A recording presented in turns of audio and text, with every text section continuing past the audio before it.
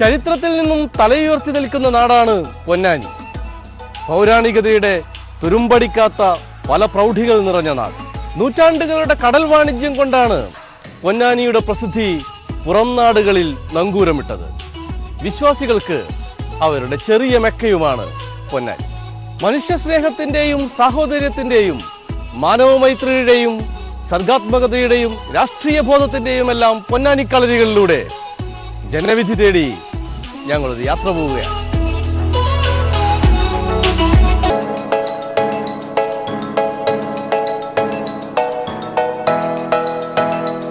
ഇപ്പോൾ രാഷ്ട്രീയമായിട്ട് പൊന്നാനിയെക്കുറിച്ച് പറയുമ്പോൾ UDF എപ്പോഴും ഒരു ഉറപ്പുള്ള മണ്ഡലമാണ് പൊന്നാനി എന്നുള്ളതാണ് പൊതുവെയുള്ളൊരു പ്രചരണം. ഒരു ഉദാഹരണം പറഞ്ഞാൽ 2004 UDF എല്ലാ സ്ഥാനാർത്ഥികളും പരാജയപ്പെട്ടപ്പോഴും പൊന്നാനി UDF മാനം കാക്കാൻ നിന്നു. അങ്ങനെ UDF അങ്ങനെയുള്ള പാർട്ടികളുടെയും ഒരു മാനം കാക്കുന്ന അല്ലെങ്കിൽ ഒരു ദൃഢമണ്ഡലം, അവരുടെ ഒരു അതിശക്ത മണ്ഡലമായിട്ടാണ് ഇതറിയുന്നത്. അതിൽ എത്രമാത്രം സത്യാവസ്ഥയുണ്ട്? അന്ന് ഈ മതം സാമുദായികത എല്ലാം കൂടെ കുഴഞ്ഞുള്ള ഒരു രാഷ്ട്രീയമായിരുന്നു. ഇപ്പൊ അങ്ങനെ ഒന്നല്ല. ഇപ്പൊ പുതിയ തലമുറയാണ്, ഒരുപാട് മാറ്റങ്ങളുണ്ട്. പഴയതുപോലെ ഇപ്പോൾ ഉറപ്പുള്ള മണ്ഡലം അങ്ങനൊന്നും പറയാൻ പറ്റില്ല. കാരണം ഇപ്പോൾ കഴിഞ്ഞ നിയമസഭാ ഇലക്ഷന്റെ ഒരു വോട്ടിംഗ് നില നോക്കിയാൽ അതല്ല പാർലമെന്റിന് നമ്മൾ മാനദണ്ഡം എങ്കിലും നമുക്ക് ഒരുപാട് മാറ്റങ്ങൾ വരും. ഇപ്പോൾ കഴിഞ്ഞ തവണ വെറും 25,000 വോട്ടിനാണ്, അങ്ങനെയാണ് എൻ്റെ ഓർമ്മ, ET ബഷീർ സാഹിബ് ഇവിടുന്ന് വിജയിച്ചത്. അപ്പോൾ അതൊക്കെ മാറി മറിയാൻ വലിയ കാലം വേണ്ട, വലിയ താമസം വേണ്ട. അത്രയും പുതിയ വോട്ടേഴ്സ് ഉള്ളതാണ്, പുതിയ തലമുറകളുള്ളതാണ്. കുറെ സോഷ്യൽ മീഡിയ സജീവമാണ്, കുറെ കാര്യങ്ങൾ സത്യങ്ങൾ ഒക്കെ എല്ലാവർക്കും കുറെ കാര്യങ്ങളെ നിരീക്ഷിക്കാൻ കഴിയും. മറ്റുള്ള പോലെ മറ്റേ ഒരു പ്രചരണം എന്താണോ അത് മാത്രം വിശ്വസിക്കുക. ഇപ്പൊ അങ്ങനെയല്ലല്ലോ, ഒരു പാർട്ടി എന്ത് പ്രചരിപ്പിക്കുന്നു അതൊന്നും ഇപ്പോ അങ്ങനെ ഏഷണമെന്നില്ല. സത്യം ആൾക്കാർക്ക് ഇപ്പൊ ഒരു വിരൽത്തുമ്പിൽ അറിയാവുന്ന ഒരു കാലഘട്ടമാണ്. നിങ്ങൾ ഏത് തരത്തിലാണ് ഈ ഒരു മാറ്റത്തെ നിങ്ങളുടെ ഒരു ഭാഷയിൽ പറഞ്ഞാൽ എങ്ങനെയാണ് ഇപ്പോഴുള്ള ഇതെന്ന് വെച്ചാല്, നമ്മുടെ മുന്നേ പൊന്നാനിയിൽ വോട്ട് എണ്ണി കഴിഞ്ഞാൽ പൊന്നാനി LDF മേൽക്കൈയുള്ള പ്രദേശമാണ്. ഇപ്പോ അത് മാറി. അതുകൂടാതെ പൊന്നാനി കൂടി, മറ്റേ എന്താ പറയാ, നമുക്ക് മേൽക്കൈ കൂടി എന്ന് മാത്രമല്ല, അതിന്റെ തൊട്ടടുത്ത മണ്ഡലം മുസ്ലിം ലീഗിന്റെ ഒരു കോട്ടകളായിരുന്ന താനൂരും അതിൻ്റെ അപ്പുറമുള്ള തിരൂരങ്ങാടി, ഇതൊക്കെ നമുക്ക് വീണ്ടും കൂടി വന്നത്. ഇപ്പോൾ ലാസ്റ്റ് കഴിഞ്ഞ ഇലക്ഷൻ, അതായത് ഇവർ 2 ലക്ഷത്തിന് ആര് വന്നു നിന്നാലും, ബോംബെ നേരത്തെ പറഞ്ഞാൽ ബോംബെന്ന് ഒരാൾ വന്നു നിന്നാൽ വോട്ട് ജയിക്കുന്ന സ്ഥലമാണ്. അത് മാറിയിട്ട് അത് 1 70 ഇപ്പൊ 25,000 വോട്ടിന്. ആ 25,000 വോട്ട് തിരൂരങ്ങാടിയിൽ നിന്നാണ് കിട്ടിയിട്ടുള്ളത്. ബാക്കി എല്ലായിടത്തും ലീഡുള്ള പ്രദേശം. ഈ തിരൂരങ്ങാടി ഉൾപ്പെടെ ഇപ്പോ ലാസ്റ്റ് ഇലക്ഷനോടുകൂടി മാറി എന്നാ പറയുന്നത്. ഇപ്പോ 1000 സംതിങ് വോട്ടുള്ള ഈ മണ്ഡലം മൊത്തമായിട്ട് UDF ലീഡ് മൊത്തം. അപ്പൊ എന്ന് വെച്ചെന്ന് പറയുകയാണെങ്കിൽ ഇപ്പൊ എനിക്ക് തോന്നുന്നത് ഈ 25,000 LDF സാധ്യത കൂടി വന്നിരിക്കുന്നത്. അത് ആളുകളൊക്കെ മാറി തുടങ്ങി. നിങ്ങളുടെ MBA കൊണ്ട് കാര്യമായ ഒരു വികസനം ഉണ്ടായില്ല ഇല്ലാന്ന് തന്നെ പറയാം. കാരണം ഇവിടെ കേന്ദ്ര ഫണ്ട് ഉപയോഗിച്ചിട്ട് എന്തൊക്കെയാണ് വികസനങ്ങൾ ഉണ്ടാക്കിയെന്നുള്ളത് അടിവരായിട്ട് പറയേണ്ട കാര്യങ്ങൾ തന്നെയാണ്. ഒരു വികസനം എന്ന് പറയാൻ പ്രത്യേകിച്ച് എടുത്ത് പറയാൻ എത്തൊക്കെ ഒന്നും ഇല്ലാന്ന് തന്നെ പറയാം. പക്ഷെ വീണ്ടും വീണ്ടും വീണ്ടും വീണ്ടും അവരെ തന്നെയാണല്ലോ ഞങ്ങൾക്കുള്ള ചെറുപ്പക്കാർക്ക് എന്ന് പറഞ്ഞാൽ പുതുതായിട്ട് തൊഴിലവസരങ്ങൾ സൃഷ്ടിക്കുന്ന ഒരു പദ്ധതിയും കേന്ദ്ര ഫണ്ട് ഉപയോഗിച്ചിട്ട് ഒരുപാട് പല മണ്ഡലങ്ങളും ചെയ്യാവുന്ന, പല മണ്ഡലങ്ങളിലും പലതും ചെയ്യുന്നുണ്ട്. പക്ഷെ നമ്മുടെ മണ്ഡലത്തിലും പറയത്തൊക്കെ ഒന്നും ഇല്ല. പൊന്നാനിയെ സംബന്ധിച്ചോളം റെയിൽപാളം എന്താണ്, റെയിൽവേ സ്റ്റേഷൻ എന്താണെന്ന് കാണാൻ പറ്റാത്ത ഒരു അവസ്ഥയിലാണ് ഇന്നുള്ളത്.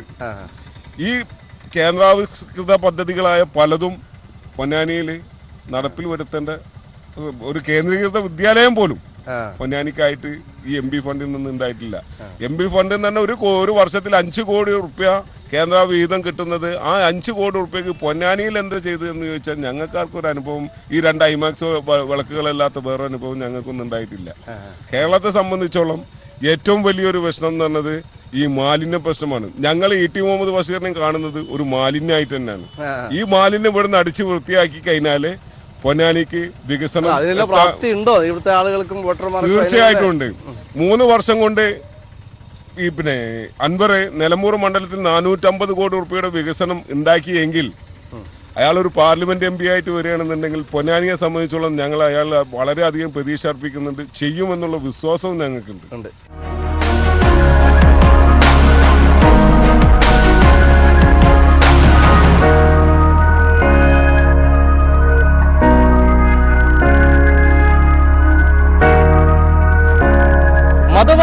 പറയുന്നത് പോലെ പൊന്നാനിയുടെ ചരിത്രപാതകൾ ഒരിക്കലും ഇടുങ്ങിയതായിരുന്നില്ല. കേരളത്തിൽ അധിനിവേശ വിരുദ്ധ പോരാട്ടത്തിന് ആദ്യമായി ആഹ്വാനം ചെയ്ത മുസ്ലിം നവോത്ഥാന നായകൻ സൈനുദ്ദീൻ മഖ്ദൂം ഒരു പൊന്നാനിക്കാരനാണ്.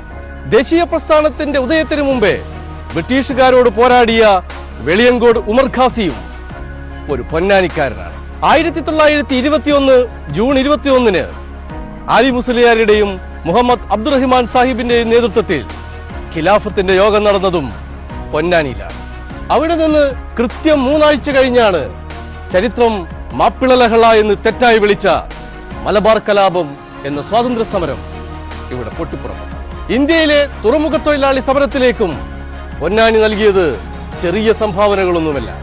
ചരിത്രത്തെ പാടെ വിസ്മരിച്ചുകൊണ്ട് ഒരു യാത്രയും പൊന്നാനിയിലൂടെ സാധ്യവുമല്ല.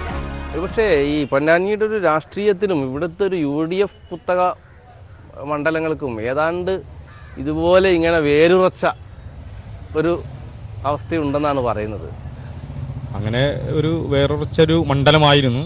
പക്ഷെ നമുക്ക് ഈ കഴിഞ്ഞ കാല തെരഞ്ഞെടുപ്പുകളിൽ നിന്നും ആ വേര് എത്രത്തോളം അവർക്ക് അടിയറവ് പറഞ്ഞുകൊണ്ടിരിക്കുന്നു എന്നുള്ളത് തന്നെയാണ് നമുക്ക് കഴിഞ്ഞ കാല തെരഞ്ഞെടുപ്പുകളിലെ ഓരോ വോട്ടിംഗ് ശതമാനവും ശ്രദ്ധിച്ചാൽ നമുക്ക് മനസ്സിലാക്കാൻ സാധിക്കും. അവരുടെ ഭൂരിപക്ഷം കുറഞ്ഞു വരികയാണ്. ഭൂരിപക്ഷം കുറഞ്ഞു വരികയാണ്.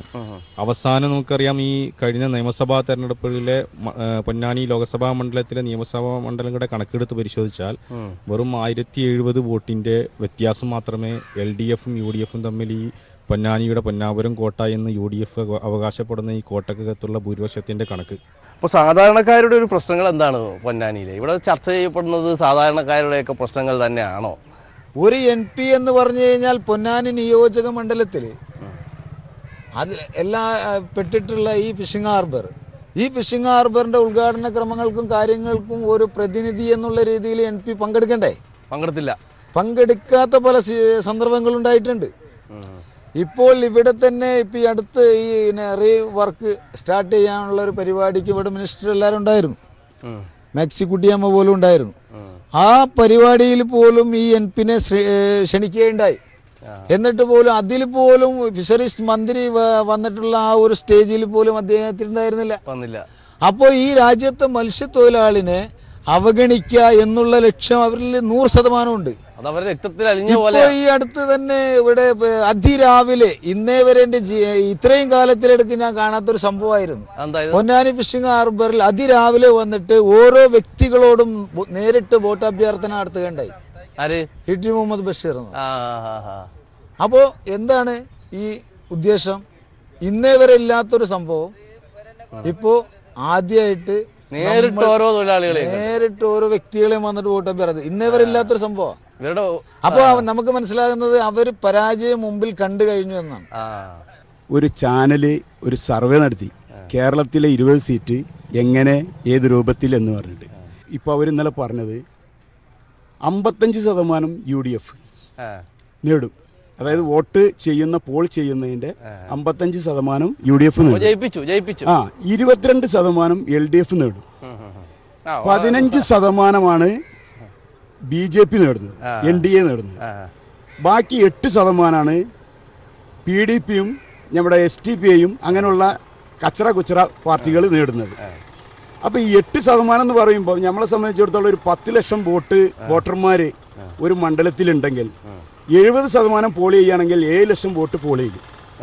7 ലക്ഷം വോട്ട് പോൾ ചെയ്യുകയാണെങ്കിൽ 56,000 വോട്ട് ഈ PDP വെൽഫെയർ ടീം, അങ്ങനെ വെൽഫെയർ അല്ല നമ്മളെ STP ടീം, അങ്ങനെയുള്ള ടീമുകൾ മേടിക്കും.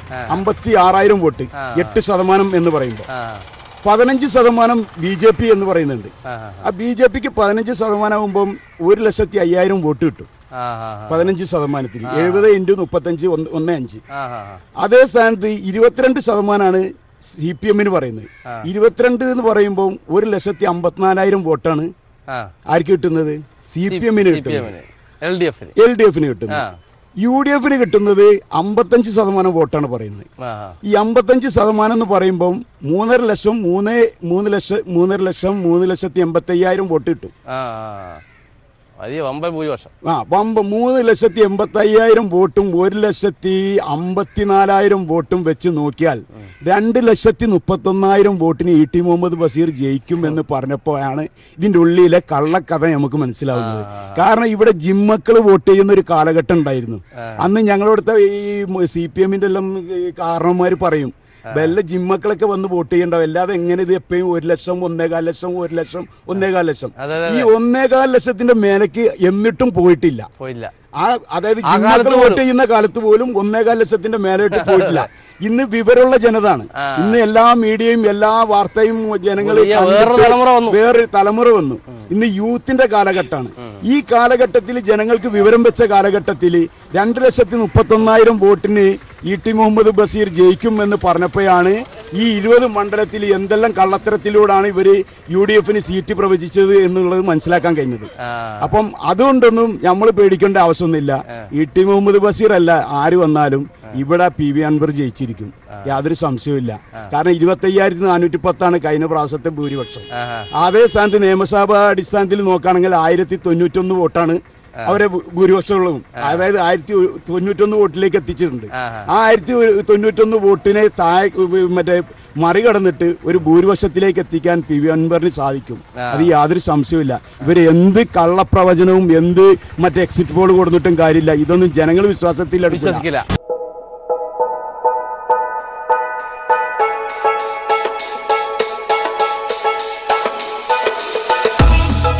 പഴയ ഏറനാടിൻ്റെ കമ്മ്യൂണിസ്റ്റ് കരുത്തും വിശുദ്ധിയും പറയുമ്പോൾ ഏത് കാലത്തായാലും നാവിലെത്തുന്ന പേരാണ് സഖാവ് VK ഇമ്പിച്ചി ബാവയുടെ. മലബാറിലെ ഏറ്റവും ജനസ്വാധീനമുള്ള ജനകീയനായ നേതാവായിരുന്നു ഇമ്പിച്ചി ബാവ. സഖാവ് ഇമ്പിച്ചി ബാവയെ പോലുള്ള ഒരു തൊഴിലാളി നേതാവിൻ്റെ ഓർമ്മ പൊന്നാനിക്കും കമ്മ്യൂണിസ്റ്റ് പ്രസ്ഥാനത്തിനും മാത്രമല്ല മുഴുവൻ കേരള നാടിനും ഒരു പൊൻതൂവലാണ്.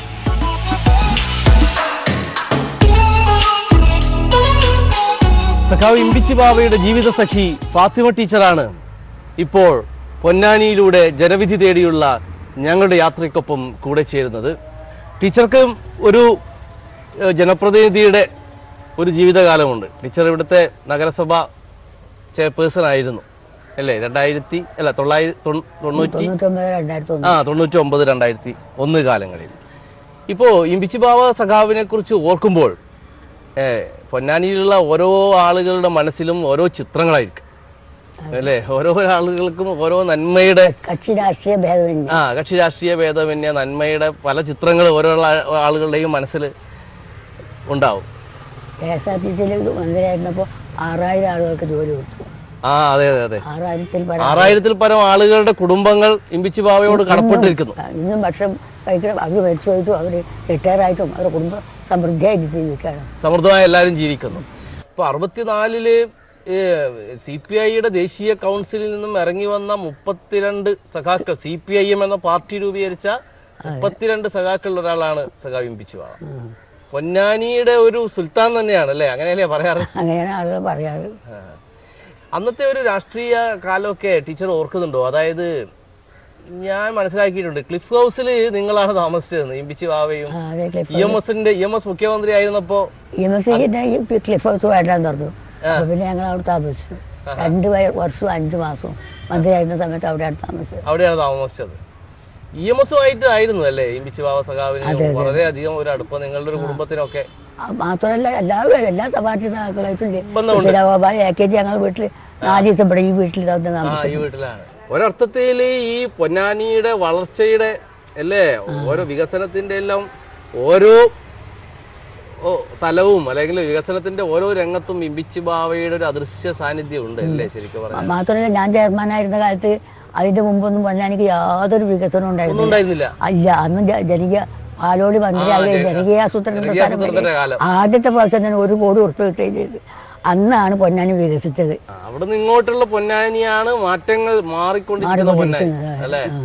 അപ്പോൾ മന്ത്രിയായിരുന്നപ്പോഴും ഒരു ജനങ്ങളുടെ കൂടെയും ജനങ്ങളുടെ ഒരു പോരാട്ടത്തിന്റെ ഒരു ഭാഗമൊക്കെ ആയിട്ടായിരുന്നു അദ്ദേഹം ഇമ്പിച്ചി ബാവ അവസാന കാലം വരെ. ഒരു മന്ത്രി എന്നുള്ളത് അല്ലെങ്കിൽ ഒരു മന്ത്രി ഭവനത്തിൽ ഒതുങ്ങുന്ന ഒരു മന്ത്രിയൊന്നും അങ്ങനെയല്ല, ജനങ്ങളുടെ ഇടയിലുള്ള ഒരു നേതാവായിട്ടാണ് പൊന്നാനിക്കാർക്ക് എപ്പോഴും അദ്ദേഹം അനുഭവപ്പെട്ടതല്ലേ? ഞങ്ങൾ ഇപ്പോൾ മകനെന്ന നിലക്കാണെങ്കിലും പൊന്നാനിയുടെ സഹാക്കൾ എന്ന നിലക്കും സഖാവിന് ഏറ്റവും കൂടുതൽ നമ്മൾ സഖാവിൻ്റെ ഉന്നതിയിൽ ഏറ്റവും കൂടുതൽ അഭിമാനം കൊണ്ടൊരു അവസരം എന്താണെന്ന് പറഞ്ഞാൽ നമ്മൾ ഒരു വ്യവസായം തകരുകയും സർഫസ് ഈ ഉപരിതല ഗതാഗതം പിന്നെ വലിയ തോതിൽ ഉയർന്നു വരികയും ചെയ്തപ്പോൾ ഇവിടെ മഞ്ചി തൊഴിലാളികൾ എന്നാൽ പത്തേമാരി തൊഴിലാളികളെല്ലാം തന്നെ വലിയ പ്രയാസത്തിലായി. അപ്പോൾ വലിയൊരു പ്രയാസത്തിൽ വന്നപ്പോൾ അവരെ റീഹാബിലിറ്റ് ചെയ്യാൻ വേണ്ടിയിട്ട് അന്ന് സഖാവ് മിനിസ്റ്ററായിരുന്നു. ആ കാലത്ത് ബോട്ട് സൊസൈറ്റി എന്ന് വേണ്ട ഒരു കോപ്പറേറ്റീവ് മേഖലയിൽ ബോട്ടുകൾ ഉണ്ടാക്കിയിട്ട് ഫിഷിംഗ് ബോട്ടുകൾ ഉണ്ടാക്കിക്കൊണ്ട് ഈ തൊഴിലാളികളെ റീഹാബിലിറ്റ് ചെയ്യാൻ വേണ്ടിയിട്ട് ഒരു ശ്രമം നടത്തി. അതേപോലെ തന്നെ മൾട്ടി ഇൻഡസ്ട്രീസ് സൊസൈറ്റി, ഇതെല്ലാം തന്നെ ഈ മഞ്ചി തൊഴിലാളികളെ പൂർണ്ണമായിട്ടും റീഹാബിലിറ്റ് ചെയ്യാനും ഒരു വലിയ ജനതയെ വലിയൊരു ദുരന്തത്തിൽ നിന്നും കരകയറ്റാൻ വേണ്ടിയിട്ട് സഖാവിൻ്റെ വലിയ ഒരു ധൈര്യമായിട്ടുള്ള ഒരു ഇടപെടൽ അത് ഒരു കാലത്തും തന്നെ ഈ പ്രദേശത്തുള്ള, പ്രത്യേകിച്ച് നമ്മുടെ കടലോരത്തുള്ള പൊന്നാനി കടലോരായാലും ശരി, പൊന്നാനി ഇപ്പോൾ പാർലമെൻറ്റ് ഇതിൻ്റെ ഭാഗമായിട്ട് നോക്കുകയാണെങ്കിൽ ഏറ്റവും കൂടുതൽ കടലോരമുള്ള ഒരു പ്രദേശമാണ്. ഈ പ്രദേശത്ത് അത്തരം മൂവ്മെൻറ്റുകൾ, കോപ്പറേറ്റീവ് സെക്ടറിൽ വന്ന മൂവ്മെൻറ്റുകളായിരുന്നു വിപ്ലവകരമായൊരു മാറ്റത്തിനും അവരുടെ ഒരു പുനരധിവാസത്തിനും ഒരു സാധ്യമായതെന്നുള്ളത് വലിയൊരു കാര്യമായിട്ട് ഞങ്ങൾ ഇന്നും കാണുന്നുണ്ട്. ബിച്ചിബാവയുടെ ഒരു പ്രധാന നേട്ടം അത് തന്നെയാണ് അല്ലേ? തീർച്ചയായിട്ടും ജനങ്ങളുടെ പൾസ് അറിയുകയും ജനങ്ങളെ കൂടെ നിൽക്കുകയും അതിൻ്റെ ഒരു പ്രധാന കാരണം വെച്ചാൽ ഈ ഗ്രാസ് റൂട്ടിൽ വർക്ക് ചെയ്യുന്നതുകൊണ്ട് തന്നെ ജനങ്ങളുടെ ഓരോ പൾസും അറിഞ്ഞുകൊണ്ട് മുന്നോട്ട് പോകാൻ വേണ്ടിയിട്ട് സഖാവിന് സാധിച്ചിട്ടുണ്ട്. പാടിയും പറഞ്ഞും പോരാടിയുമാണ് പൊന്നാനിയിൽ കമ്മ്യൂണിസ്റ്റ് പാർട്ടി വളർന്നത്. പൊന്നാനിയുടെ കമ്മ്യൂണിസ്റ്റ് രാഷ്ട്രീയത്തിന്റെ നെടുമ്പാതകളിൽ സംഗീതവും വിപ്ലവവും ഒരുമിച്ച് കൈകോർത്ത് നടന്നൊരു കാലമുണ്ടായിരുന്നു. പൊന്നാനിയുടെ ഓരോ നാട്ടിടവഴികളിലും കാതുകൂർപ്പിച്ചാൽ കേൾക്കാം പഴയ പത്തേമാരിക്കാലത്തെ ഖവാലിയുടെയും ഹിന്ദുസ്ഥാനിയുടെയും രാഗവിസ്താരങ്ങൾ. തെരഞ്ഞെടുപ്പ് കാലത്ത് പോലും ഒരു പാട്ടിന്റെ ഒക്കെ ഒരു ചരിത്രമുണ്ട്. തെരഞ്ഞെടുപ്പ് പ്രചരണ പാട്ടുകളും ഒക്കെയായി പൊന്നാനിയിൽ ഉണ്ടായിട്ടുണ്ടെന്ന് ഉണ്ടായിട്ടുണ്ട്, ഒരുപാട് ഉണ്ടായിട്ടുണ്ട്. അതായത് തെരഞ്ഞെടുപ്പ് കാലം ആകുമ്പോൾ ശരിക്കും പറഞ്ഞിട്ടുണ്ടെങ്കിൽ നമ്മളെ ഏച്ചു കൂട്ടിയ പാട്ടുകൾ, മുൻപ് ഔലിച്ചിക്ക എന്ന് പറഞ്ഞ ഒരു ആർട്ടിസ്റ്റ് ഉണ്ടായിരുന്നു. അദ്ദേഹമാണ് ഈ പൊന്നാനിയുടെ ട്രഡീഷണലായ ഏച്ചുകൂട്ടി പാട്ടുകൾ എന്ന് പറഞ്ഞ ഒരു സംഭവമുണ്ട്. മൂപ്പര് അതൊക്കെ കോർത്തിണക്കിങ്ങനെ അന്ന് രാഷ്ട്രീയ ഗാനങ്ങൾ ഒരുപാട് ഉണ്ടാക്കിയിട്ടുണ്ടായിരുന്നു. അപ്പോൾ അതൊക്കെ അന്ന് ഭയങ്കര ഫേമസ് ആയിരുന്നു. പയ്യത പന്തലിൻ്റെ ഓല കടിക്കുന്ന എന്നൊക്കെ പറഞ്ഞുള്ള മൂപ്പര പാട്ടുകളൊക്കെ ഉണ്ട്. അതൊക്കെ അന്നത്തെ ഒരു ട്രഡീഷണൽ സോങ്സ് പോലത്തുള്ള പാട്ടുകളാണ്. എങ്കിലും റാഫി സാബിൻ്റെയും അതുപോലെ തന്നെ കിഷോറിൻ്റെയും മുകേഷിൻ്റെ ഗാനങ്ങൾ ഒരുപാട് ഇഷ്ടപ്പെടുന്ന ഒരു ഓഡിയൻസാണ് പൊന്നാനിയിൽ മിക്കത് നമ്മൾ. അപ്പോൾ പൊന്നാനിയുടെ ഒരു സാംസ്കാരിക പാരമ്പര്യം, രാഷ്ട്രീയ പാരമ്പര്യം എന്നൊക്കെ പറയുന്നത് വളരെ വലുതാണ്. അപ്പോൾ അതിൻ്റെ ഒരു സംഗീത കൈവഴികളിലൂടെയും രാഷ്ട്രീയത്തിൻ്റെയും പല കൈവഴികളിലൂടെയും ഒക്കെ സഞ്ചരിച്ച ഒരാളാണ് അസീസ് ഖാൻ. ഇപ്പോൾ ഒരുപാട് മഹാരഥന്മാരുടെ പേരുകൾ പറയാനുണ്ട്. ഇപ്പോൾ ഇമ്പിച്ചി ബാവയെക്കുറിച്ചൊക്കെ പറയുമ്പോൾ അത് പൊന്നാനിയുടെ ഒരു സുൽത്താനാണ്, പൊന്നാനിയുടെ ഒരു ശില്പിയാണ്. അദ്ദേഹത്തെ ആദ്യം ഓർക്കുമ്പോൾ എന്താണ് പറയാനുള്ളത്? അയാള് എന്ന് പറഞ്ഞാൽ പൊന്നാനിൻ്റെ ധീരപുരുഷനായിരുന്നു. പിന്നെ സഖാവിൻ്റെ കൂടെ തന്നെ ആയിരുന്നു കുറേ കാലം. അന്നത്തെ ജീവിതം അങ്ങനെ ആയിരുന്നു. 77 വളരെ സജീവമായിട്ട്, 77, 76 കാലഘട്ടങ്ങളിൽ വളരെ സജീവമായിട്ട് പാർട്ടിയുമായിട്ടും, പാർട്ടി ഒന്നാമത് ഞങ്ങളുടെ കുടുംബം എന്ന് പറഞ്ഞാൽ 10 കമ്മ്യൂണിസ്റ്റുകാരുള്ള കാലത്തും ഞങ്ങളെ തറവാട്ടിൻ്റെ മേലെ ചുവന്ന കൊടി കുത്തിയ തറവാടാണ്. ഇവിടുത്തെ ഇപ്പം എൻ്റെ കൂടെയൊക്കെ വർക്ക് ചെയ്തിരുന്ന ആളുകൾക്ക്, അതായത് 77 എനിക്ക് മിസ വാറണ്ട് ഉണ്ടായിരുന്നു അടിയന്തരാവസ്ഥയിൽ. ഇന്ന് 2 പ്രാവശ്യം സഖാവ് വിളിച്ചു പോലീസ് സ്റ്റേഷനിൽ ഇറക്കി കൊണ്ടുവന്നാണ്. സഞ്ജയൻ രഞ്ജീനവും ഓൻ്റെ അമ്മൻ്റെ 20 ദിനവും പാടിയിരുന്നു. അന്ന് ഇലക്ഷൻ വർക്കിന് വേണ്ടിയിട്ട് പാടിയിരുന്നു. കൊമ്മാളി കോൺഗ്രസ് നിന്റെ അവസാനം ആയിക്കഴിഞ്ഞെന്നതോർക്കണേ, ഭാരത മക്കളെ പറ്റിക്കാൻ കിട്ടൂല എന്നതും ഇക്കുറി ഓർക്കണേ. അങ്ങനെ ആ പാട്ടിൻ്റെ അവസാന ഭാഗത്ത് ഇതുപോലെ 4 വരി വരുന്നുണ്ട്. സഞ്ജയൻ രഞ്ജീനവും ഓൻ്റമ്മൻ്റെ 20 ദിനവും തക്കത്തിൽ തന്ത്രങ്ങൾ പലതും പയറ്റി ജനകീയാവസ്ഥ വന്നേ, അവരുടെ അടിയന്തരാവസ്ഥ വന്നേ. പിന്നീട് ഈ പാട്ടിന്റെ ഒരു ലോകത്തേക്ക് തന്നെ ഒരുപാട് പോയില്ലേ? ഏതൊക്കെ പാട്ടുകളാണ്? പാട്ടുകൾ കുറെ. പിന്നെ ഏഴാശ്ശേരി രാമേന്ദ്രന്റെ ഒരു പാട്ട്, ചെമ്പട തോറ്റില്ലിന്നോളം തോറ്റിട്ടില്ല, ചെങ്കൊടി തോറ്റില്ലിന്നോളം തോറ്റിട്ടില്ല, തൂക്കുമരങ്ങൾ കേൾക്കട്ടെ, ജയിലറ ഞെട്ടി വിറക്കട്ടെ, ഇനിയുമുറക്കെ നമ്മുടെ ശബ്ദം പൊങ്ങട്ടെ, ഇൻകിലാബ് സിന്ദാബാദ് സിന്ദാബാദ് സിന്ദാബാദ്. ഇത് ഞാൻ കമ്പോസ് ചെയ്ത പാട്ടാണ്. ഏഴാശ്ശേരിയുടെ വരികൾക്ക് ഞാൻ കമ്പോസ് ഞാൻ ചെയ്ത ട്യൂണാണ്. പാട്ടുകൊണ്ട് പാർട്ടിയെ കെട്ടിപ്പടുക്കുന്നതിന്റെ ഒരു ഭാഗമായി നല്ല പങ്ക് വഹിച്ചിട്ടുണ്ട്. പക്ഷെ ഇന്നത്തെ ഇവിടുത്തെ ആൾക്കാർ, നമ്മുടെ പാർട്ടിന്റെ ആൾക്കാർ നമ്മൾ അംഗീകരിക്കില്ല. നിങ്ങൾ മനസ്സിലാക്കിയിട്ടില്ല. ഒരു പാട്ട് കൂടി അസീസ് കയുടെ കേട്ടിട്ട് നമുക്ക് ഈ സംസാരം നിർത്താം. കർഷക മക്കളെ അടിമകളാക്കിയ ഭൂതത്താന്മാർ കേൾക്കട്ടെ, ഇടനാടാകെ കീശയിലാക്കിയ നാട്ടുപ്രമാണികൾ കേൾക്കട്ടെ, നെല്ലറപ്പുരവാതിൽ കാക്കും കാവൽ പട്ടികൾ കേൾക്കട്ടെ, രക്തം ചിന്തി ഉയർത്തെഴുന്നേൽക്കും CPM മഹാശക്തി, CPM മഹാശക്തി, CPM മഹാശക്തി. പള്ളികളും പള്ളിക്കാടുകളും മീശാൻ കല്ലുകളും മാത്രമല്ല പൊന്നാനിയുടെ സാംസ്കാരിക ചിഹ്നങ്ങൾ. ദേശീയ സ്വാതന്ത്ര്യ സമരകാലത്തും കമ്മ്യൂണിസ്റ്റ് രാഷ്ട്രീയ സമരകാലത്തും ചരിത്രം ഇടിമുഴക്കം പോലെ കേട്ടൊരു നാടിന്റെ പേരാണ് പൊന്നാനി. മതമൈത്രിയുടെ മന്ദിരങ്ങളും മിനാരങ്ങളും നിറഞ്ഞ ഈ നാട്ടിൽ ആ ചരിത്രം വിസ്മരിക്കുന്നവരെ പൊന്നാനിക്കാർ ഒറ്റപ്പെടും. നഷ്ടസൗഭാഗ്യങ്ങളുടെ കഥകൾ മാത്രം പറയാനുള്ള പൊന്നാനിയിലെ കനോലി പാലത്തിൽ നിന്നും തൽക്കാലം യാത്ര പറയുകയാണ്.